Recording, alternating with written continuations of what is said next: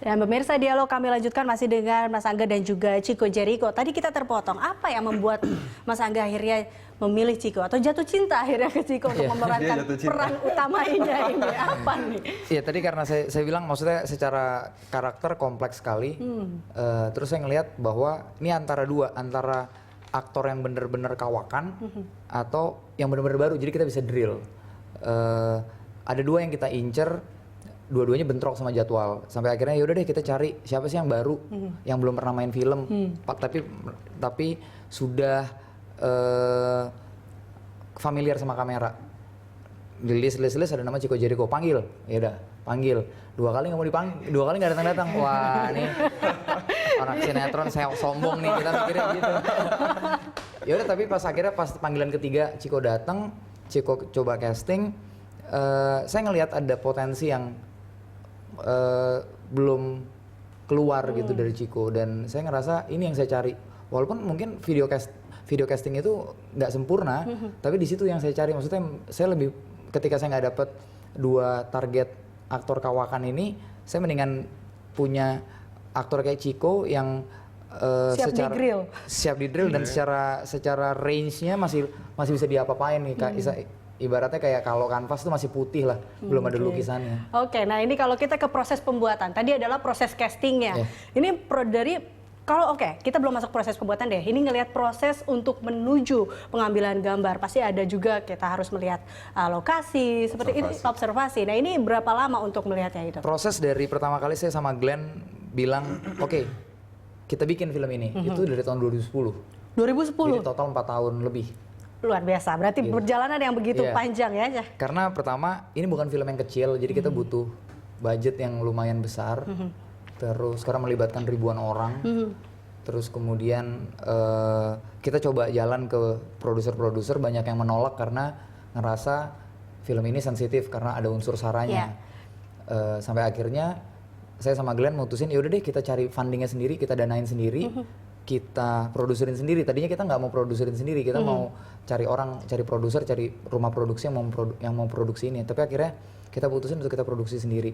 Dan keputusan itulah keputusan yang akhirnya membuat perjalanan makin berdarah-darah. Oke. Berarti ada banyak, ya dibilang berdarah-darah, berarti di sini juga ada kendalanya kan? Karena kalau tidak salah juga sempat tidak boleh diizinkan untuk mengambil gambar atau masuk ke. Iya, memang ada adegan kerusuhan yang kita nggak bisa diambil di Ambon karena secara geografis dan suara-suara itu, misalnya suara ledakan, suara tembakan itu bisa dimanfaatkan oleh orang yang tidak bertanggung jawab. Jadi kita bikin syutingnya di kota lain, kita blok, kita jadiin kayak Ambon, gitu. Dan itu yang cukup costly gitu. Memakan banyak biaya dan di situ makanya dibutuhkan. Pendonor pada saat itu. Oke, Chico ini kalau dalam peran ini kan kalau dilihat Chico juga melakukan observasi juga kah? Untuk mengenal. Bukan observasi sebenarnya, dia kita siksa. Oh, disiksa. Jadi kan dia harus memerankan Pak Sani di sini Sani. Nah, ini adakah mungkin Chico berkenalan dengan Pak Sani, hidup bersama dia atau seperti apa mungkin? Itu penting banget. Gimana? Selain dialek Sani itu kan berdialek itu bahasa dengan menggunakan dialek Tulehu, Ambon, tapi rimnya Tulehu. Jadi kan ada Ambon, rim Paso, rim Tulehu, segala macam. Coba kita tes dulu, seperti apa? Kalau Ambon dulu, yang biasa orang dengar. Ambon dulu, saya mau kemana? Oke. Selanjutnya? Yarwe wapema. Jadi berbeda ya? Sangat berbeda. Jadi tiap desa tuh beda. Oke. Jadi kita nyebrang desa, dialeknya beda lagi. Beda lagi. Dan itu adalah tantangan terberat Chico berarti? Bukan juga sih, sebenarnya kayak tantangan terberatnya tuh gimana caranya supaya saya bisa kawin sama karakter Sani. Jadi saya bukan menjadi Sani, tapi saya itu Sani Tawenela. Nah, bagaimana Chico akhirnya mencoba untuk menjadikan bahwa saya ini Sani? Nah, waktu itu kebetulan emang ada observasi. Jadi sebelum mulai reading segala macam, saya ke Ambon untuk melakukan observasi. Saya tinggal di sana, saya tinggal di rumah Sani, saya tinggal di rumah kakak Upi, kebetulan di sana. Terus saya tanya, pada saat itu apa aja sih yang Sani alamin, ngobrol banyak sama Sani, terus perhatiin cara Sani jalan. Terus pada saat itu emang kebetulan Sani kan pekerjaannya tukang ojek. Saya sempat mangkal di pangkalan ojeknya, saya sempat bawa motor ojeknya. Sempat narik juga jangan dia. Ada yang mengenali, ada yang beberapa orang nggak kenalin. Oke. Jadi waktu itu kita memang kirim Ciko 10 hari 10 hari ke Tulehu. Terus balik lagi. 2 kali loh. 2 kali. Jadi tapi yang 10 hari itu dompet, handphone kita tarik. Iya. Oke, jadi dia Dan memang nggak kita kasih duit. Nggak. Kita taruh di rumah warga. Pokoknya nih baju, nih Tulehu. Cari hidupnya sendiri. Tapi itu penting sih karena supaya dapat feel-nya kan. Oke. Karena apa yang dialamin Sani pada saat itu, ya saya nggak tahu gimana perasaannya, gimana Sani ngeliat orang kena tembak, gimana Ciko ngeliat orang kena tembak itu pasti beda reaksinya. ya.